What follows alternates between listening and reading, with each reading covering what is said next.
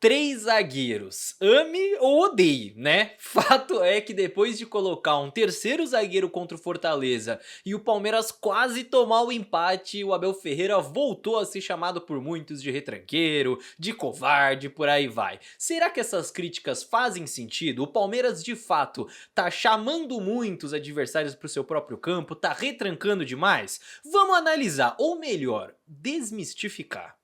Tanto no jogo contra o Inter quanto no jogo contra o Fortaleza, o Palmeiras não entrou em campo com três zagueiros de origem, mas muitas vezes parecia, né? Olhando para o campo, olhando para o jogo, parecia que o Palmeiras usava três zagueiros. Isso tem a ver com as ideias ofensivas e defensivas do time, e esse já é um primeiro passo importante da gente entender. Porque ofensivamente o Palmeiras quase sempre ocupa o campo dessa forma que eu mostrei pra vocês. É uma saída de 3 atrás, com nesse caso o lateral mais preso, né? O Giai, que é um lateral de origem, mais preso como um terceiro zagueiro. Claro que você tem movimentações a partir daí, os jogadores se movimentam de acordo com a bola, mas é como se nesse momento ofensivo o Palmeiras usasse 3 zagueiros. E sem bola, muitas vezes também por conta de uma ideia que eu já expliquei aqui no Análise Verdão também pra vocês. O Palmeiras marca os adversários através de encaixes individuais. Esse é um conceito onde cada jogador do Palmeiras tem a tarefa de marcar um jogador específico do adversário até certo ponto no campo, ou quando ele tá na sua zona no campo. É aquele famoso cada um no seu, que vocês conhecem bem. E como é cada um no seu, o desenho ele pode mudar. Pensa comigo, se o lateral esquerdo que o Felipe Anderson tá marcando fica mais preso na saída de bola e o ponta esquerda que o Giai tá marcando fica bem aberto, o Giai abre e o Felipe Anderson não precisa ficar lá atrás, sobe um pouco, então o desenho fica um 4-4-2. Só que se o lateral esquerdo joga espetado, joga como um ponta, e esse ponta esquerda joga por dentro, veja como o desenho já muda, o Giai virou um terceiro zagueiro, o Felipe virou ala, virou uma linha de 5. Isso é inclusive o que aconteceu em vários momentos dessas duas últimas vitórias do Palmeiras, porque o Internacional no Beira-Rio tem o Bernabé como lateral esquerdo, que jogava muito espetado e empurrava esse ponta para o corredor central, e o Fortaleza começou o jogo com 3 zagueiros, então os alas do Palmeiras marcavam esses alas do Fortaleza que tinham liberdade para subir por esse corredor. Com isso explicado, a gente já entende que alguns padrões do time independem de escalar 3 zagueiros de origem ou não. Com 3 zagueiros ou sem, esses padrões se mantêm, esses desenhos se mantêm. E aí a gente vai para o segundo ponto. Contra Inter e Fortaleza, o Abel optou sim por colocar um terceiro zagueiro de origem nos segundos tempos dessas partidas, o que fez muita gente criar uma correlação meio errada ali, de que colocar mais um zagueiro significa que eu quero me defender mais. Não necessariamente, tá gente? Porque aqui não vai se tratar de defender mais ou menos, mas de se defender melhor ou pior. E eu não tô falando que sempre que você escalar um zagueiro a mais, você vai se defender melhor, tá? Não é isso, não é garantia de nada. Mas a gente precisa entender qual que é a ideia por trás da escolha, a ideia por trás do que foi feito. Tentar interpretar o que se passa na cabeça do treinador. A ideia do Abel contra o Inter, eu expliquei muito bem num outro vídeo aqui do canal, né? Pra quem assistiu a análise do confronto contra o Inter já tá por dentro, mas não custa nada relembrar. O Inter foi escalado com um centroavante, o Ener Valencia, e 2 pontas. Então o centroavante era marcado pelos 2 zagueiros do Palmeiras, criando uma sobra, 2 contra 1, e os pontas pelos laterais, que são jogadores mais leves, podem sair da posição pra caçar esses pontas, que geralmente também são jogadores leves. Quando o Roger Machado tira um desses pontas e coloca um outro centroavante mais preso, aí o Abel coloca um outro zagueiro, porque aquele não precisava mais de um lateral caçador, ele precisava de um outro zagueiro para manter a sua superioridade no ataque contra Valencia e Borré. É uma questão de característica e encaixe. Quem assiste as coletivas do Abel já pescou que ele vê muito o futebol a partir dessa ótica de superioridade numérica. Se o adversário tem 1 ali, eu quero ter 2. Se o adversário tem 2, eu quero ter 3. E por aí vai. Contra o Fortaleza, a lógica era a mesma. O Vojvoda escalou o time com um centroavante, o Daverson, que era dividido na marcação por Mikael e Gustavo Gomes.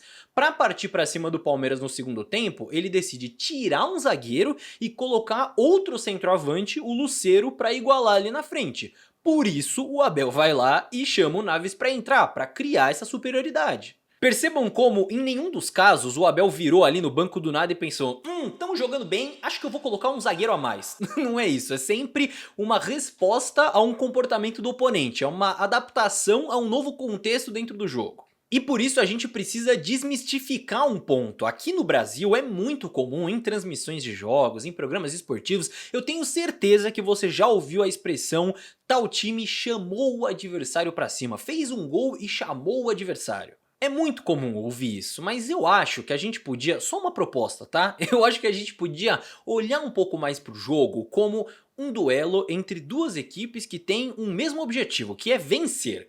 Se um desses dois times sai na frente do placar, especialmente se é o time visitante que sai na frente do placar, é absolutamente natural que quem está atrás do placar passe a atacar mais. Nem sempre isso é uma ordem do treinador ali na beira do campo gritando vamos retrancar, inclusive na maioria das vezes não é isso. O time que tá jogando em casa, que tá atrás no placar, passa a ter um maior senso de urgência dentro do jogo, isso é uma coisa até humana, né? Você tá atrás, você precisa correr atrás do prejuízo, então naturalmente passa a correr mais riscos para conseguir conquistar isso. E o time que tá ganhando é o oposto, naturalmente vai querer correr menos riscos. Por isso cria-se esse contexto dentro da partida e a gente vê trocas que aconteceram nesses últimos jogos do Palmeiras, com os adversários Inter e Fortaleza colocando mais centroavante na área para pesar essa área do Palmeiras, o Palmeiras tendo que responder, colocando mais um zagueiro para manter a superioridade numérica contra os centroavantes do adversário. Aí a gente começa a ver esse contexto e essas mudanças.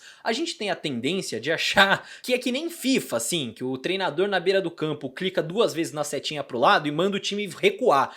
É bem mais complexo que isso. O que me leva a um outro ponto importante. Contra o Inter, o Palmeiras, usando 3 zagueiros, marcando um pouco mais baixo no segundo tempo, limitou o adversário a cruzamentos na área. E com isso segurou o 1 a 0, segurou a vitória. Contra o Fortaleza, o Palmeiras também limitou o adversário a cruzamentos aleatórios, cruzamentos ali do bico da grande área, jogadas com menos potencial de perigo. Só que numa dessas, o Naves subiu com o braço aberto e o árbitro marcou pênalti. Se não fosse o Everton, o Palmeiras teria tomado empate no jogo, não teria conseguido vencer. E aí a gente analisaria que a ideia do Abel nas trocas deixou de fazer sentido? Sendo que no cruzamento que gerou o pênalti, o Palmeiras não deixa o Fortaleza atacar por dentro, não deixa o Fortaleza chegar à linha de fundo, limita o adversário a um cruzamento recuado e tem superioridade dentro da área. É um lance taticamente controlado. E não me leve a mal, tá? O resultado, ele é o principal no futebol, nunca vai deixar de ser. O resultado é o mais importante. Só que a gente não pode se limitar ao resultado para analisar. Segurou contra o Inter, então a ideia foi boa de colocar 3 zagueiros. Não segurou contra o Fortaleza, então a ideia foi ruim, quis retrancar. Não, a ideia foi basicamente a mesma, uma resposta ao adversário. Só que no futebol a gente não consegue ter controle de tudo. Às vezes a bola vai bater no braço do cara, às vezes não vai bater. Se o Everton não pega o pênalti, eu tenho certeza absoluta que o assunto da semana seria a covardia do Abel nas trocas, chamando o adversário, eu tenho certeza.